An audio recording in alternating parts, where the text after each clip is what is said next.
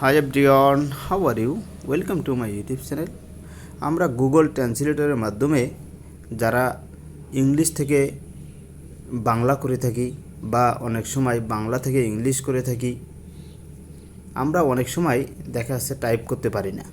যেমন মনে করুন আপনার কোনো ফ্রেন্ড আছে চাইনিজ, আপনি চাইনিজ ভাষা টাইপ করতে পারেন না, কিন্তু যদি গুগল ট্রান্সলেটরে যে এখানে যে আপনার ফ্রেন্ডের মুখের কাছে আপনি ধরেন, তাহলে দেখা যাচ্ছে সে যখন কথাটা বলবে এই কথাটাকে ট্রান্সলেট হয়ে যাবে। সেখানে সিলেক্ট করতে হবে যেমন চাইনিজ টু বাংলা, তাহলে সেটি বাংলাতে হয়ে যাবে। এভাবে কিন্তু আমরা অনেক সময় কাজ করে থাকি।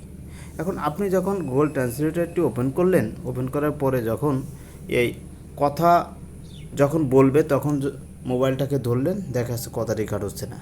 তার কারণ কি? তার কারণটি হলো মাইক্রোফোন অ্যাক্সেস দেওয়া নেই, এই কারণে কথাটি রেকর্ড হচ্ছে না।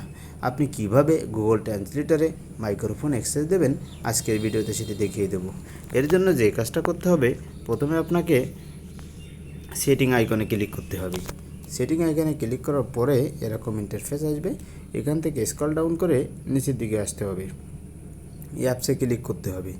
তারপরে এরকম ইন্টারফেস শো করবে। আপনার মোবাইলের ডিসপ্লেতে ম্যানেজ অ্যাপসে যেতে হবে। ম্যানেজ অ্যাপসে যাওয়ার পরে এখানে আপনার মোবাইলে থাকা সব ধরনের অ্যাপস এখানে শো করবে। আপনার প্রয়োজনীয় অ্যাপসটি আপনি ম্যানুয়াল এভাবে খুঁজে বের করতে পারেন। আবার সময় বাঁচানোর জন্য উপরের দিকে সার্চ যে অপশনটি আছে, এখানে আপনি টাইপ করতে পারেন।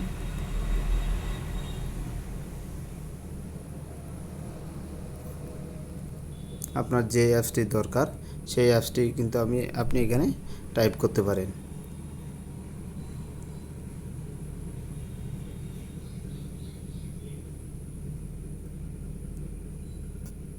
যদি 2 থেকে 3টা শব্দ টাইপ করা হয়, তাহলে দেখবেন এখানে ট্রান্সলেটর শব্দটি শো করেছে। এখান থেকে আমি ট্রান্সলেটারে যে অ্যাপস সেখানে ক্লিক করলাম এবং এখান থেকে অ্যাপস পারমিশন যে অপশনটা আছে এই অপশনে ক্লিক করে দিলাম। এখানে মাইক্রোফোন যদি আপনার মোবাইলে নট অ্যালাউ থাকে, তাহলে আপনি এটি অ্যালাউ করে দেবেন। এর মাধ্যমে মাইক্রোফোন যে সমস্যাটি আপনার মাইক্রোফোন নট অ্যাক্সেসের জন্য ফেস হচ্ছিল, আশা করি সলভ হয়ে যাবে। Thank you all. আল্লাহ হাফেজ।